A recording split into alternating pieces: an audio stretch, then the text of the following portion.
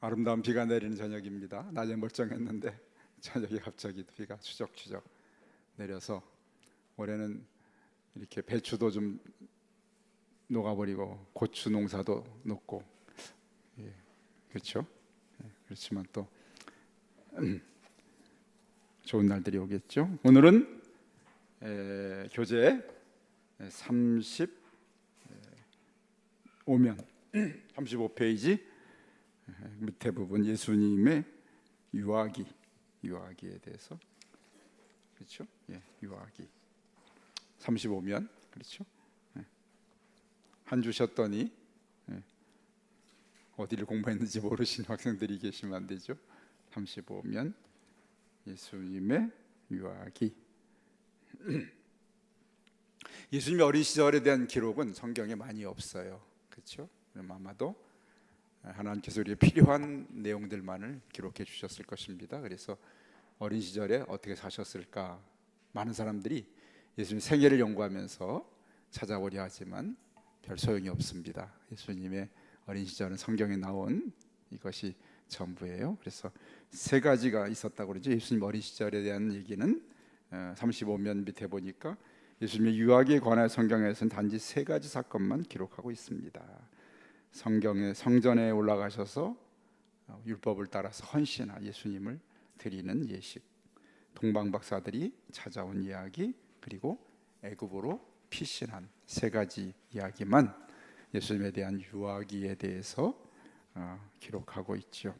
자, 그러면 예수님이 나셨을 때 부모님들, 예수님의 부모 요셉과 마리아는 어떻게 율법을 따라서 예수님에게 어떤 일을 했는가? 누가복음에 기록되고, 동방박사의 방문은 마태복음에, 그렇죠? 애굽으로 피신한 이야기도 마태복음에 이야기 있고, 예수님 어린 시절도 누가복음에. 오늘은 우리가 41면까지 끝내야 다음 주에 이제 우리가 본격적으로 사역을 위한 준비의 과정을 배우겠습니다. 자, 빨리 넘어가야 되겠죠. 예수님 헌신을 위해서 성전을 방문하시죠. 그래서 누가복음 2장 21절 39절인데 6번, 요셉과 마리아가 성전에 간 목적은 왜 갔을까요? 성전에 누가복음 2장 21절 24절을 보면은 23절을 먼저 가지고 볼까요? 이는 주의 율법에 쓴 바 첫 해에 처음 난 남자마다 주의 거룩한 자라 하리라 한 대로 아기를 주께 드렸다. 이스라엘 백성들은 처음 난 짐승, 처음 난 자녀를 하나님 앞에 드리는 그런 예식을 행했죠. 그래서 여러분 중에서도 옛날에 많이 날 때, 지금은 안 나지만 너무 많이 나니까 하나님 첫 아들은 하나님께 드립니다. 목사를 시키려고 해서 억지로 목사 된 사람들이 있어요. 그런데 꼭 그렇게 한다기보다도 처음 것이 하나님의 것인 것을 인정하는 그런 의미로 첫 아들을 드린 것이죠. 그런 목적으로 방문해서 하나님 앞에 율법을 따라서 제사를 드렸겠죠. 24절은 뭐라고 했냐, 같이 읽어볼까요? 또 주의 율법에 말씀하신 대로 산비둘기 한 쌍이나 혹은 어린 집비둘기 둘로 제사하려 합니다. 하나님 앞에 첫 아들을 드리는 제사를 비둘기 한 쌍과 어린 집비둘기 둘로 주중에 곤란해서 제사를 드리려고 가서 성전에 가서, 예루살렘에 가서 제사를 드렸겠죠. 예수님이 어린 시절에 아기를 안고 가셔서 요셉과 마리아가 성전에 가서, 그렇죠? 그때 한 사람을 만납니다. 성전에서 하나님께서 이 사람 복을 주시기 위해서 참 축복된 사람이에요. 시므온이라는 사람을 만나게 되는데 7번 시므온 어떤 사람인가? 이때 이를 만나게 되는데 누가복음 2장 25, 20까지 읽어볼까요? 예루살렘에 시므온이라 하는 사람이 있으니, 성전이죠. 이 사람은 의롭고 경건하여 이스라엘의 위로를 기다리는 자라. 성령이 그의 위에 계시더라. 그가 주의 그리스도를 보기 전에는 죽지 아니하리라 하는 성령의 지시를 받았더니, 야, 얼마나 대단한 복이에요. 네가 죽기 전에, 절대로 죽기 전에 그리스도를 보기 전에는 죽지 않을 것이다. 야, 얼마나 큰 복을 받은 사람. 그가 어떤 사람이라고요? 의롭고 경건하여 이스라엘의 위로를 기다리는 사람이라. 어느 시대를 막론하고 우리가 하나님 앞에서 의롭고 경건한 삶을 사는 사람이 손해 볼 일이 없죠. 하나님께서 이렇게 축복하십니다. 최고의 축복이잖아요. 네가 그리스도를 보기 전에는 죽지 않는다. 얼마나 놀라운 축복입니까, 여러분? 그렇죠? 네. 네가 죽기 전에 반드시 로또가 당첨될 것이다. 없어요. 더 아깝죠. 더 못 죽죠. 그 돈 놔두고 어떻게 죽어? 그렇잖아요. 네. 최고의 축복. 그리스도를 보기 전에는 죽지 아니하리라. 시몬 경건한 사람을 거기 성전에서 아기 예수를 드릴 때 만나게 됩니다. 야, 대단하지. 8번. 시몬 7번. 어떤 사람인가? 봤죠? 지금 방금 그 사람 어떤 사람? 25, 26절. 그렇죠?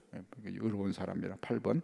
시몬이 예수님에 관하여 예언한 내용을 요약하거나 풀어. 그때 시몬이 예수님 아마도 제사장이 아니었을까요? 만나서 그에 대해서 예언을 합니다. 시몬이 기도하는 사람이 예언을 하죠. 2장 30절 33절 같이 읽어볼까요? 내 눈이 주의 구원을 보았사오며 이는 만민중 앞에 예비하신 것이요 이방을 비추는 빛이요 주의 백성 이스라엘의 영광이니이다 하니 그의 부모가 그에 대한 말을 들을 놀랍게 여기더라. 아멘. 성령의 감동을 받아가지고 예언한 거죠. 내 눈이 주의 구원을 보았습니다. 누구를 봤는데? 아기 예수님 봤는데 내 눈이 주의 구원을 봤습니다.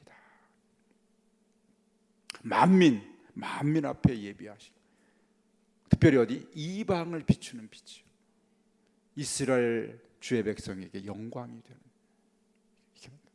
이미 하나님께서는 이방인을 구원하실 계획을 이방에 비추는 빛으로 그리스도를 보내셨고 만민 앞에 유대인 이스라엘 앞에서 예비가 아니라 만민 앞에 예비하신 그런 주의 구원을 예비하신 분이라 성령님께서 이미 시므온을 통해서 그렇게 말씀하신 거죠. 하나님의 계획을 얘기한. 그러니까 요셉과 마리아는 전혀 알지 못했던 하나님께서 보내신 분인 걸 알았지만 그러나 이와 같이 놀라운 일을 할 줄 몰랐기 때문에 그 이야기를 듣고 어떻게 해요? 놀랍게 여기더라. 그 말을 들은 부모가 놀랍게 깜짝 놀라요. 이렇게 대단한 일을 시키실 하나님의 아들이구나 이렇게 되죠. 마리아가 시몬이 이제 마리아에게도 예언을 하면 9절에 9번 34, 35절 보면 읽어볼까요? 시몬이 그들에게 축복하고 그의 어머니 마리아에게 말하여 이르되 보라 이는 이스라엘 중 많은 사람을 패하거나 흥하게 하며 비방을 받는 표적이 되게 위하여 세움을 받았고 또 칼이 내 마음을 찌르듯 하리니 이는 여러 사람의 마음의 생각을 드러내려 함이니라 하더라. 아멘. 예수님이 장차 시몬이 그들을 축복하죠. 예수님의 어머니 아버지를 그리고 마리아에게 말하기를 이스라엘 중 많은 사람을 패하게 만들 흥하게 만들 비방도 받기도 표적을 세움을 받기도 하고 사람들의 마음을 칼같이 찌르시는 그런 일을 하실 것이라는 예언을 하죠. 또 한 사람 그 성전에 안나라는 나이가 많이 든 여인이 있었습니다. 36, 37절 한번 읽어볼까요? 또 아셀 지파 바누엘의 딸 안나라 하는 선지자가 있어 나이가 매우 많았더라. 그가 결혼한 후 7해 동안 남편과 함께 살다가 과부가 되고 84세가 되었더라. 이 사람이 성전을 떠나지 아니하고 주야로 금식하며 기도함으로 섬기더니 그 다음까지 볼까요? 어떤 일이 생겼을까요? 읽어볼까요? 과부가 되고 84세가 되었더라. 이 사람이 성전을 떠나지 아니하고 주야로 금식하며 기도함으로 섬기더라. 마침 이때 나와서 하나님께 감사하고 예루살렘의 속량을 바라는 모든 사람에게 그에 대하여 말하니라. 아멘. 예수님 만난 거예요. 이 만나도 시므온과 안나가 예수님을 만나게 구원자를 만나게 된 그런 최고의 축복을 주십니다. 이분은 어떤 사람이에요? 주야로 성전을 떠나지 않고 주야로 금식하며 기도하며 섬겼다. 결혼해서 7해만 남편이 먼저 가버렸어요. 84세가 됐으니까 한 20살에 결혼했다 치더라도 얼마예요? 약 55년 이상을 혼자 살았던. 그러면서 믿음으로 성전을 떠나지 않고 기도했던. 그래서 우리 어머니들이 이 안나와 같은 성전을 떠나지 않고 금식하며 기도하는 우리 부모님들이 많이 계셨잖아요. 하나님께서 어떤 방법을 통해서도 그들을 축복하셨던 것을 우리가 보게 됩니다. 두 사람 시므온과 안나가 성전에서 예수님을 만나는, 이야, 놀라운 일이죠. 놀라운 일이죠. 예수님이 성전에 가셨지만 그냥 가신 것이 아니라 그곳에서 이미 두 사람에게 하나님의 구원자이신 것을 드러내게, 어린 아기 때에도 이미 그와 같은 하나님이 하시는 일을 이미 예수님은 이 땅에 오셔서 아기 때부터 그런 구원의 증거가 되시는 분이었던 것을 보게 됩니다. 동문 박사들이 예수님을 찾아온 어린 아기 때 하셨을 때 마태복음 2장 1절 12절을 한번 보면, 먼저 앞에 거기 37면 보게 되면 제가 읽어볼게요. 박사는 때로 매기라고도 부르는데 이는 마술사라는 뜻을 가진 메구스에서 나온 말입니다. 박사라는 것은 마술사라는 의미인데 이들은 페르시아 지방에서 온 사람들이라 짐작되는데 별을 연구하는 데 생애를 바치고 있었습니다. 당시에는 과학이 발달하지 않았기 때문에 점성술, 별을 관찰하는 그러한 학문이 발달했어요. 별을 눈에 보이니까 별이, 지금이야 별도 안 보이잖아. 근데 그 당시에는 별이 잘 보였댔죠. 뭐 그때는 이런 공예가 없었기 때문에요. 그래서 이스라엘은 페르시아의 지배하에 있었던 것, 저기 옛날에 페르시아 바사가 이스라엘 지배했었잖아요. 틀림없이 그들은 히브리인의 종교와 소망에 대해 잘 알고 있었을 것입니다. 또한 그들은 자신들의 종교적인 관행에 일치하는 이런 예언들에 특히 호기심을 가지고 있었을 것입니다. 그래서 그 별을 보고 따라온 거죠. 이상한 별이 나타난 거죠. 그들이 야곱에게서 나올 별, 유다에게서 나올 홀에 관한 예언을 알고 있었으리라는 사실은 거의 확실합니다. 그들은 이 별이 한 왕의 탄생을 가리킨다고 알고 있었기 때문에 도착하자마자 그들 별을 따라와 가지고 유대인의 왕으로 나신 이가 어디 계시느냐, 우리가 동방에서 그의 별을 보고 그에게 경배하러 왔노라라고 말했던 것입니다. 그렇죠? 멀리 온 거죠. 별을 따라서요. 그 박사들은 헤롯 왕에 대한 평판이 나쁘다는 것도 알지, 어떤 왕인지 몰랐어요. 그에서 정보를 얻으려 했습니다. 헤롯은 불미스러운 사생활의 잔인한 성격을 소유한 아주 나쁜 왕이었습니다. 수년 동안에 걸쳐 그는 10명의 아내 중 2를 죽였고 아들 셋과 처남 처조부를 살해하기도 했다. 죽을 날이 가까워오자 자기가 죽으면 사람들이 기뻐할 것이라 생각한 헤롯은 유대인 지도자들을 여리고에 있는 투기장에 가두어 두었다가 자기가 죽게 되면 죽이라고 명령했습니다. 자기 죽음 때문은 아니라도 어쨌든 자기가 죽었을 때 백성들로 하여금 눈물은 흘리게 하겠다는 의도였던 것입니다. 그러나 다행히도 예수님 오시기 전 BC 4년 그의 사망 소식이 전해졌을 때 갇혔던 사람들은 풀려났고 백성들은 안도의 숨을 쉴 수 있게 되었다. 성경을 연구한 분, 역사를 연구한 분들의 글을 인용해서 써준 글입니다. 헤롯은 이렇게 나쁜 왕이었죠. 자기가 왕이지만, 유대의 왕이지만 또 다른 왕을 인정하고 싶지 않았습니다. 그래서 이런 일이 벌어지죠. 12번, 헤롯은 그리스도가 탄생한 곳을 어떻게 알았습니까? 마태복음 2장 4절 8절 읽어볼까요? 왕이 모든 대제사장과 백성의 서기관들을 모아 그리스도가 어디서 나겠느냐 물으니 이르되 유대 베들레헴 이오니, 이는 선지자로 이렇게 기록된 바 또 유대 땅 베들레헴아 너는 유대 고을 중에서 가장 작지 아니하도다.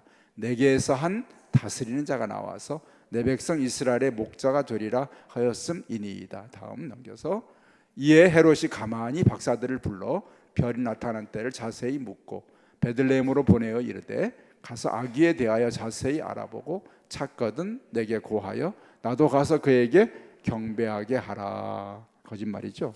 그런데 이 헤롯이 위기를 느껴가지고, 그렇죠? 박사들이 와서 유대인의 왕이 어디서 납니까? 이렇게 묻잖아요. 그러니까 오늘 헤롯이 성경을 잘 아는 사람, 그렇죠? 왕이 모든 대제사장과 서기관, 백성의 서기관들을 모아서 그리스도가 어디 나겠냐고 묻습니다. 그래서 유대 베들레헴이라고 그렇게 말하죠. 성경에 기록된 이미 미가서에 예언된 말씀이죠. 그 성경을 이미 유대인들은 너무나 잘 알고 있었어요. 베들레헴에서 메시아가 난다는 것을 알았기 때문에 그래서 그 대답을 해주게 됩니다. 베들레헴에 나실 것을 예고하시고 미가서에 이것을 이미 이스라엘의 목자로 왕으로 그렇게 표현했기 때문에 헤롯이 긴장하게 되죠. 그래서 13번 아기 그리스도를 찾았을 때 박사들이 느꼈던 감정은 무엇입니까? 아마 그들을 베들레헴으로 보내줬겠죠.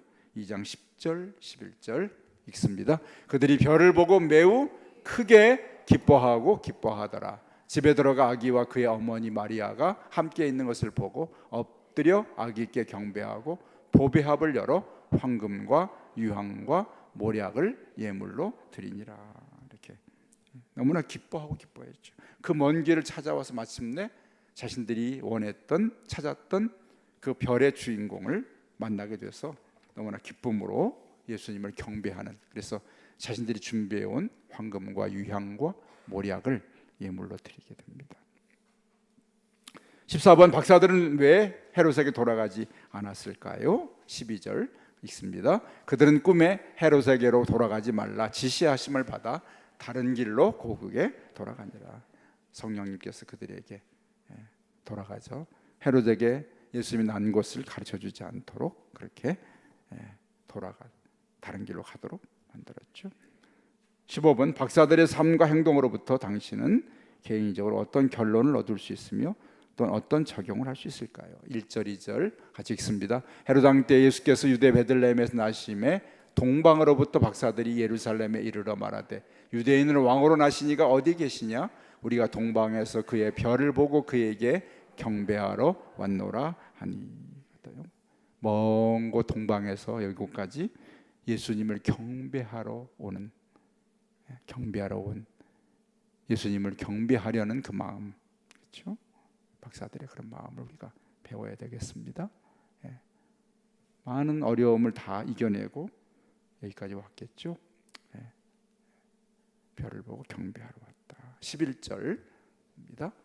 같이 읽을까요? 집에 들어가 아기와 그의 어머니 마리아가 함께 있는 것을 보고 엎드려 아기께 경배하고 보배합을 열어 황금과 유황과 모략을 예물로 왕께 드리는 예물을 드리게 되죠. 예수님을 왕으로 섬겨드리고 경배하고 그분에게 드릴 예물을 드리는 박사들의 삶, 행동을 우리가 통해서 그리스도를 섬김을 보게 됩니다. 자, 헤롯이 예수님을 해치려고 했죠. 그래서 애굽으로 피신하게 됩니다. 마태복음 2장 13절 23절 거기 읽습니다. 제가 38면 아기 예수와 마리아의 안전은 하나님과 요셉의 중대한 관심사였습니다. 그들이 피신하는데 박사들의 예물이 경제적으로 얼만큼 도움이 되었는지는 확실치 않지만 한참 동안 요셉과 그 가족은 애굽에 머물렀습니다. 요셉이 그의 가족과 함께 피신할 수 있었던 가장 가까운 곳은 애굽이었습니다. 이스라엘에서 가장 가까이 있는 땅이 애굽이었어요. 전승에 의하면, 전에 들어온 그런 가르침에 의하면 그들은 애굽에 들어가서도 160km 이상, 서울에서 한 1000안 이상 되는, 대전 정도 되는 거리를 이동하여 유대인의 한 거류지에서 1년을 살았다고 합니다. 당시 애굽에는 100만 명 이상의 유대인들이 살고 있었고 이 거류지는 애굽 내에서 상당한 영향력을 가진 지역으로 선망의 대상이기도 했습니다. 학자들이 연구한 그런 지역이에요. 예수님이 그래서 애굽에 그냥 가신 것이 아니라 애굽에 가면 유대인들이 이미 100만 명 이상의 많은 수가 살고 있었던 그런 도시였기 때문에 그곳으로 피신하신 예수님과 가족들을 우리가 보게 됩니다. 17번 왜 가족들과 함께 요셉은 애굽으로 피신했을까요? 2장 13절 볼까요? 읽습니다. 그들이 떠난 후, 박사들이 떠난 후 주의 사자가 요셉에게 현몽하여 이르되 헤롯이 아기를 찾아 죽이려 하니 일어나 아기와 그의 어머니를 데리고 애굽으로 피하여 내가 내게 이르기까지 거기 있으라 하시니. 주의 천사가 요셉과 예수님 가족을 피신하도록, 이렇게 예수님의 삶 전체는 성령님의 인도하심을 따르는 삶이었고요. 이렇게 중요한 삶의 순간마다 하나님의 지시하심을 통해서 삶을 살아가셨던 예수님의 어린 시절을 보게 됩니다. 그런데 헤롯은 얼마나 잔인한 일을 벌였을까요? 자기의 왕위를 빼앗겨서 두려워해서 2장 16절 봅니다. 읽습니다. 이 헤롯이 박사들에게 속은 줄 알고 심히 노하여 사람을 보내어 베들레헴과 그 모든 지경 안에 있는 산의 아이를 박사들에게 자세히 알아본 그때를 기준하여 2살부터 그 아래로 다 죽이니. 이 말씀도 성경이 예언된 대로 라마에 애곡하는 소리가 같다. 이렇게 헤롯의 예수님을 해치려는 그러한 시도가 이미 시작된 것을 보게 됩니다. 자, 그런데 기원전 4년 BC 4년에 헤롯이 죽자 요셉과 그 가족은 다시 팔레스틴 유대 땅으로 되돌아오게 되었습니다. 그러나 헤롯의 난폭한 아들 아켈라오가 유대의 통치자가 되었으므로 하나님께서는 요셉을 갈릴리의 베들레헴으로 아니라 어떻게 해요? 저 북쪽에 있는 갈릴리의 나사렛으로 인도하셨습니다. 2장 22절 읽어볼까요? 그러나 아켈로아가 그의 아버지 헤롯을 이어 유대의 임금됨을 듣고 거기로 가기를 무서워하더니 꿈에 지시하심을 받아 어디로? 갈릴리 지방으로 떠나니. 그래서 예수님이 나사렛 예수가 되신 거예요. 나사렛 예수. 나사렛 예수. 예수님을 따르는 사람들을 나사렛 당이라고 했습니다. 근데 그것이 바뀐 것이 사도행전 13장에서 안디옥에서 비로소 뭡니까? 사람들이 예수 믿는 사람을 그리스도인이라고 부르게 되죠. 그 전까지는 나사렛 당이었어요. 그런데 이제는 그리스도를 따르는 사람들, 그리스도인이라는 말씀으로 사람들을 부르게 됐죠. 자, 마태복음에서는 그들의 애굽으로 돌아온 것은 호세아서 11장 1절 말씀이 성취된 것으로, 또 나사렛에 정착하게 된 것도 그리스도의 낮은 신분에 대한 예언이 성취된 것으로 보고 있습니다. 먼저 호세아 11장 1절 먼저 볼까요? 호세아 읽습니다. 이스라엘이 어렸을 때 내가 내 사랑하는 내 아들을 애굽에서 불러냈거늘. 다시 나사렛 앞에 2장 23절 마태가 읽습니다. 나사렛이란 동네에 가서 사니 이는 선지자로 하신 말씀에 나사렛 사람이라 칭하리라 하심을 이루려 함이로라. 이렇게 예수님은 모든 삶은 하나님이 계획하신 그런 계획대로 사라진 그런 삶이고, 그때마다 예언된 말씀을 이루시기 위해 성령님이 이끌어 주시는 삶을 살아오셨습니다. 그렇습니다. 19번 넘어가도 될 것 같아요. 자, 이제 마지막 예수님의 어린 시절. 누가복음을 중심으로 예수님은 어린 시절에 어떻게 사셨을까? 이건 유아기, 방금까지는 아주 어렸을 아기 때, 응애응애한 아기 때 예수님이 사셨던 삶의 이야기요. 그렇죠? 세 가지였죠. 첫째로는 뭐죠? 첫째로는 성전에 가서 예수님을 첫 태생, 첫 아기를 드린 예식, 동방박사들 방문을 받고 애굽으로 피신하신 이야기가 예수님의 아주 어린 시절의 이야기고, 좀 예수님이 자라서 성장해서 12살 때 이야기가 누가복음에 한 번 기록되어 있습니다. 그것이 오늘 39절에 9페이지에 나오죠. 예수님의 어린 시절, 예수님은 어린 시절 어떻게 사셨을까? 자, 아버지는 목수로 일했고 예수님도 아마도 아버지를 돕는 사역을 하셨을 것입니다. 자, 먼저 읽습니다. 39면에 예수님이 애굽에서 돌아와 12살 때 성전을 방문한 일 외에는 30세 때 세례를 받을 때까지 일들에 대해서는 복음서가 무엇을? 침묵을 지키고 있습니다. 말하지 않습니다. 아마도 제자들이 들어서 알 수 있겠지만 복음서를 기록한 목적은 바로 복음을 전하고 천국 복음을 전하기 위한 것이기 때문에 예수님의 어린 시절을 그다지 특별히 쓰진 않은 것 같아요. 그래서 침묵. 이 침묵은 복음서가 구세주의 역사를 적은 것이지 나사렛 예수의 전기를 적는 것이 아니라는 사실을 강조해 보여줍니다. 그렇죠? 우리의 관심은 복음서에는 예수님의 구원자로서의 하신 일을 관심 있는 거지, 예수님이 어린 시절부터 전 생애를 기록하는 것이 목적이 아니라는 얘기죠. 예수님의 구원자 되심을 우리가 알고 싶은 거예요. 그리고 우리도 빨리 지금 그 부분으로 가고 싶은 거예요. 그렇죠? 그래서 자, 나사렛은 고립된 작은 지역은 아니었습니다. 가난한 동네지만 상당히 국경 지역으로 큰 도시였죠. 지중해 연안의 가이사라와 돌레마이로부터 동쪽 데가볼리 지방의 여러 도시로 가는 주요 교역로 가운데 하나가 통과하는 곳에 위치했습니다. 나사렛은 아주 그렇게 활발하게 무역이 이루어졌던 그런 통로였죠. 군사적으로도 아주 중요한 요충지였어요. 그래서 항상 이방 민족의 침략을 받았던 것이 나사렛이에요. 그곳 사람들은 그래서 이방의 문화를 많이 접합니다. 유대 문화뿐만 아니라 그 주위 여러 이방 민족들의 문화에도 익숙해져 있습니다. 그들은 또 로마 제국 내에서 원방에서 일어나고 있는 일들에 대해서도 잘 들어서 사정이 밝은 지역이 바로 나사렛이라는 동네입니다. 그렇죠? 가난하지만 그러나 세계 국제적인 소식을 전해 듣고 여러 가지 문화가 교류했던 곳이 바로 나사렛이라는 동네죠. 자, 예수님은 나사렛에서 어떻게 사셨을까? 20번.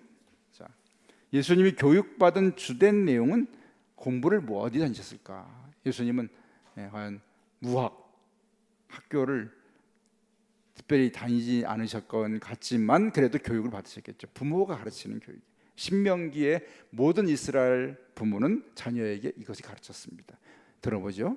아직 있습니다. 이스라엘아 들으라. 우리 하나님 여호와는 오직 유일한 여호와이시니 너는 마음을 다하고 뜻을 다하고 힘을 다하여 내 하나님 여호와를 사랑하라. 오늘 내가 내게 명하는 이 말씀을 너는 마음에 새기고 내 자녀에게 부지런히 가르치며 집에 앉았을 때에든지 길을 갈 때에든지 누워있을 때에든지 일어날 때에든지 이 말씀을 강론할 것이며, 부모님이 예수님에게 부지런히 하나님 말씀을 가르쳤을 겁니다. 예수님도 그것을 부지런히 읽고 공부하셨겠죠. 율법을 소각성경도 읽으시고 그렇게 공부하셨을 거예요. 그렇죠? 21번 예수님의 어린 시절은 어떤 점이 다른 사람들과 같았나요? 누가복음 2장 39, 40절 읽어볼까요? 주의 율법을 따라 모든 일을 마치고 갈리로 돌아가 본 동네 나사렛에 이르니라. 아기가 자라며 강하여지고 지혜가 충만하여 하나님의 은혜가 그의 위에 있더라. 그렇죠? 예수님도 이렇게 자라면서, 아기가 자라면서 어느 날 갑자기 확 커지신 그런 게 아니라 우리들처럼 자라나고 강하고 지혜로워지고 그렇게 보통 사람들과 같은 그런 삶을 사셨죠. 다른 점도 있긴 합니다. 예수님이 이렇게 육체적으로 또 어린 생명으로 나셔서 점점 더 사람의 몸으로 사람의 삶의 과정을 따라서 자라셨지만, 예수님이 온전히 사람이시지만 온전히 또한 하나님이시기 때문에 하나님이신 면이 22번, 여기 이런 점은 다른 분이다. 어떤 거죠?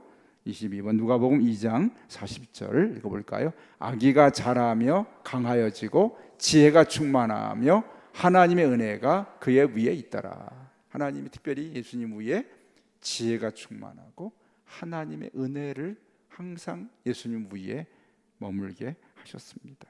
특별히 누가복음 2장 46, 47절에는 더 특이한 예수님의 특별함이 나타나죠. 읽어볼까요? 사흘 후에 성전에서 만난즉 그가 선생들 중에 앉으사 그들에게 듣기도 하시며 묻기도 하시니 듣는 자가 다 그 지혜와 대답을 놀랍게 여기더라. 자, 사람이 엄청 많이, 몇십만 명이 성전에 와서 유월절을 지나는데 어떻게 해요? 예수님을 잃어버리고 그냥 집에 가다가 아기가 없어진 줄 알고 놀래갖고 다시 사흘길을 돌아와서 보니까 예수님 어디 계셨어요? 성전에 계셨어요. 성전에. 그런데 뭘 하고 계셨다고요? 그 나이가 많이 들고 평생 동안 율법을 능통하게 배운 선생들과 함께 앉아서 그들의 가르침을 듣기도 하고 묻기도 하고, 예수님이 그런데 말하면 거기 있는 할아버지 할 아주 놀라운 선생들이 다 지혜와 대답을 깜짝 놀라. 얼마나 대단한 말씀에 대한 지혜를 가지신 분인지를 보여줍니다. 다른 점이죠. 그래서 여기 6월절이 끝나고 40년이죠. 예수님의 부모는 예루살렘을 뒤로 하고 집으로 발걸음을 옮기기 시작했습니다. 하룻길을 간 후에야 일행 가운데 예수님이 보이지 않는 것을 알고, 참 무심한 분들이야. 어떻게 하루를 지나서 자식이 없는지. 참 요셉과 마리아가 이렇게 예수님을 이렇게 막 낳아서 키운 것 같아요. 하루 가다가 예수님을, 아니 밥도 좀 챙겨주고 그래야 되는데 놔둬버려 그냥. 우리는 하루가 아니라 그냥 1시간이 뭐야, 한 10분만 애가 없어도 깜짝 놀라잖아요. 그렇죠? 요즘 조심해야 됩니다. 잘 돌봐야 되죠. 하루길 가다가 하루 지나서 예수님이 없는 걸 알고 다시 돌아오는 거 있어요. 그런데 어떻게 해요? 하루길 간 후에야 일행 가운데 예수님이 보이지 않는 것을 알고 그들은 예수님을 다시 찾으러 예루살렘으로 돌아옵니다. 사흘 후에 그들은 예수님을 성전에서 찾게 되었습니다. 야, 참 대단한 부모예요. 믿음이 좋은 부부예요. 그런데 부모가 예수님을 만났을 때 뭐라고 하는지 중요한 말씀. 예수님이 23번 부모에게 대답한 다음 말의 중요한 의미는 무엇일까요? 누가복음 2장 49절 읽어볼까요? 예수께서 이르시되 어찌하여 나를 찾으셨나이까? 내가 내 아버지 집에 있어야 할 줄을 알지 못하셨나이까? 하시니. 당돌한 아들이야. 그렇죠? 만나면 죄송해요. 제가 엄마 아빠 죄송해요. 제가 엄마 아빠를 놓쳐가지고 여기 이렇게 혼자 있어. 걱정 끼쳐드려서 죄송합니다. 이래야 되는데 어떻게 해요? 어째 나를 찾으십니까? 내가 내 아버지 집에 있어야 할 줄 모릅니까? 이렇게 말씀하십니다. 이 말씀을 들게 되면 예수님이 좀 버르장머리 없는 아들처럼 보이지만 절대로 그런 분 아니에요. 이 말씀은 어떤 예언적인 의미가 담겨 있는 거죠. 그래서 예언적인 의미. 그래서 왜 나를 찾으셨습니까? 말이 찾지 말라는 얘기 아니죠. 날 버려두라는 얘기가 아닙니다. 내가 여기 있는 것은 너무나 당연한 일이다. 왜냐하면 여기는 내 아버지 하나님의 집이라, 그런 뜻입니다. 내 아버지 하나님, 내가 하나님의 아들이고 내 아버지의 집이라고. 아버지. 목사님들이 보통 이제 전화를 해요.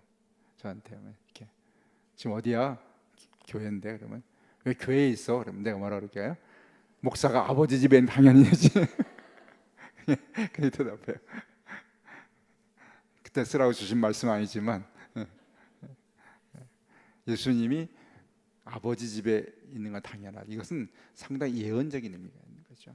나는 하나님의 아들이고 하나님은 나의 아버지시라는 겁니다. 아버지시라는 그걸 의미하는 거죠. 굉장히 중요한 말씀이죠. 네.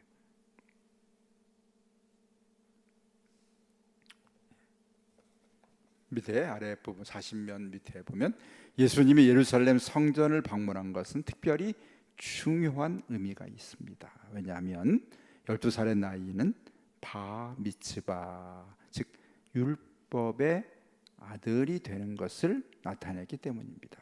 이 나이가 되면 유대 소년들은 공식적으로 사회의 여러 권리와 의무의 주체로 인정받게 되어 있었습니다. 예수님이 사실은 율법을 폐하러 오신 것이 아니라 내가 율법을 완성하러 왔다. 율법을, 예수님은 온전히 지킬 수 있는 분이 한 분 딱, 율법을 지킬 수 있는 예수님 한 분 딱 있습니다. 그분이 율법을 완성하신 분이죠. 우리는 율법을 지킬 수가 없는 사람들이에요.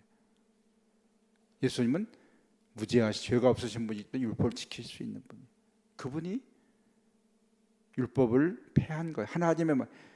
하나님이 모세를 통해 주신 것이 율법이.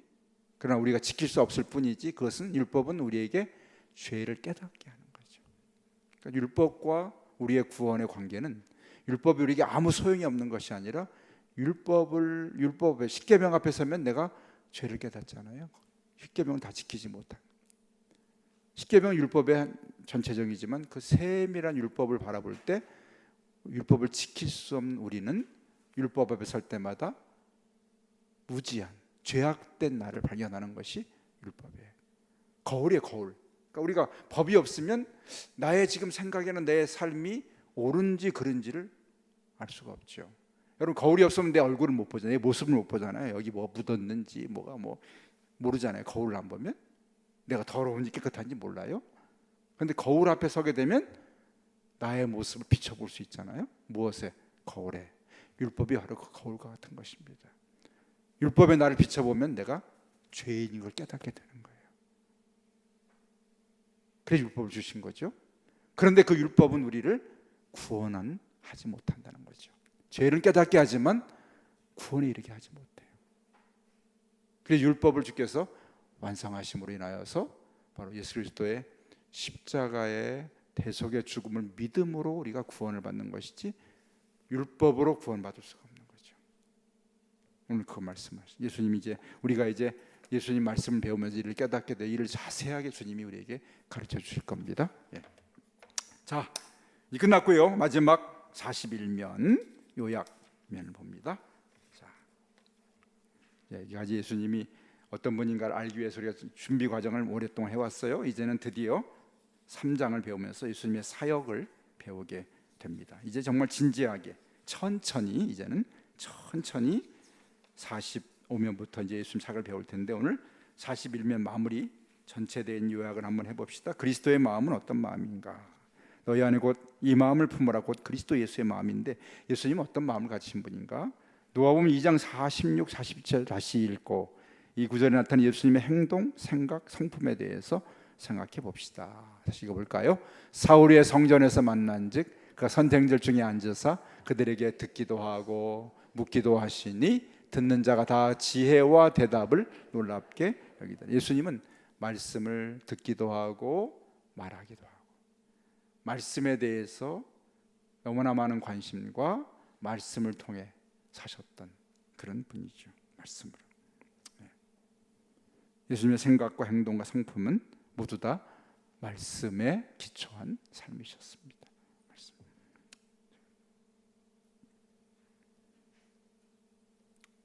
우리가 제가 이제 11월에 이제 전도 집회를 하려고 간증할 분을 찾아보는데 어떤 탤런트 그 정영수인가 그분이 그 말씀 암송을 했나 봐요. 그래갖고 잠언 2장 3장을 암송하는데 갑자기 어느 날 암송을 하는데 막 너무 감동이 되고 눈물이 나서 너무나 큰 은혜를 받았대요. 말씀을 이렇게 외우는데 그 말씀이 한 절 한 절 막 자기의 그 살아있는 말씀으로 확 다가와서 그래서 우리가 예수님의 생각과 행동과 성품이 전부 다 모든 것이 말씀으로 되어진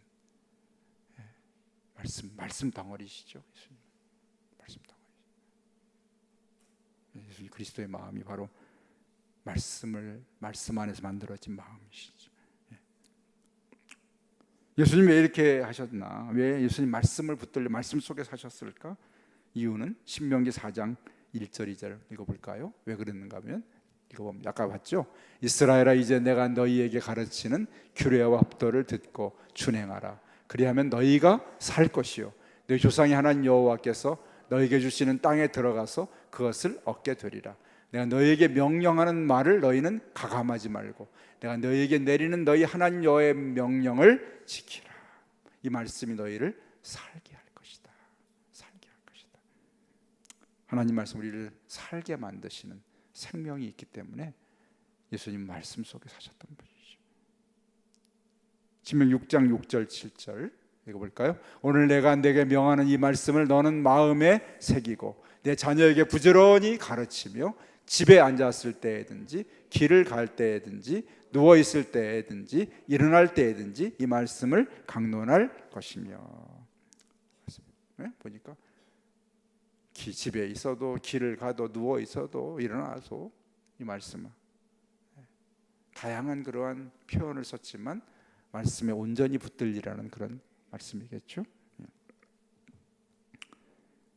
시편 119 1편 1절 3절 먼저 볼까요?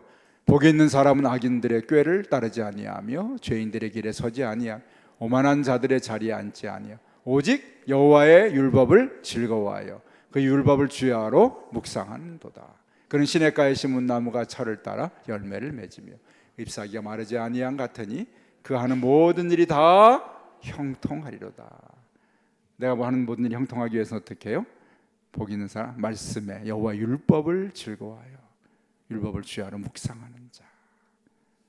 언제나 열매를 맺는 삶, 잎사귀가 마르지 아니하는 삶, 형통한 삶. 그렇죠? 얼마나 행복한 사람, 복 있는 사람, 복된 사람이죠.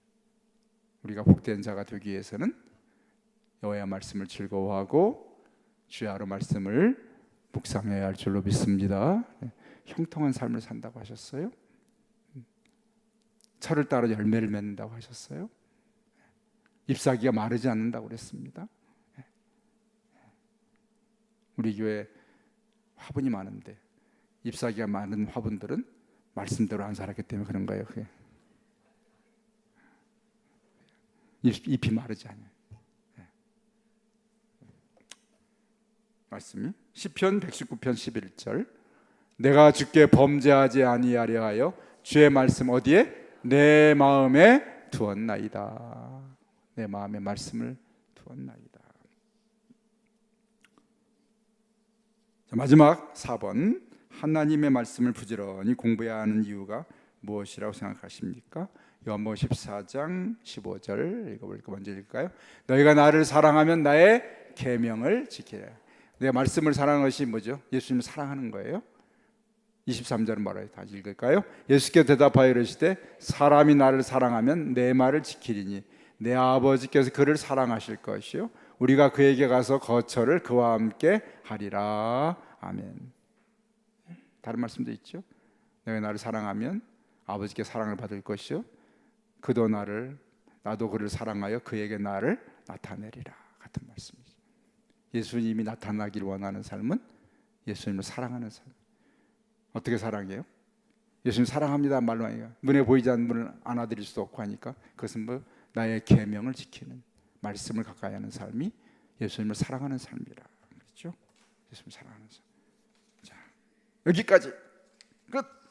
이제 끝났어요. 이제 우리가 아주 힘든 시간을 잘 참고 왔어요. 여기까지 이제 이렇게 해서 2장까지 끝나고 이제 다음 주부터는 천천히 차근차근 이제 예수님의 사역에 대해서 우리가 아주 천천히 배울 겁니다. 이거는 이제 하나씩 우리가 되새겨 보면서 깨달아가면서 여기까지는 이제 빨리 했던 이유는 여기를 오기 위해서 빨리 지나쳐 온 거예요. 근데 다음 시간부터는 천천히 말씀을 하나씩 묵상해 가면서 과연 예수님은 어떻게 사역을 하셨고 그의 생애는 어떤 삶을 사셨나.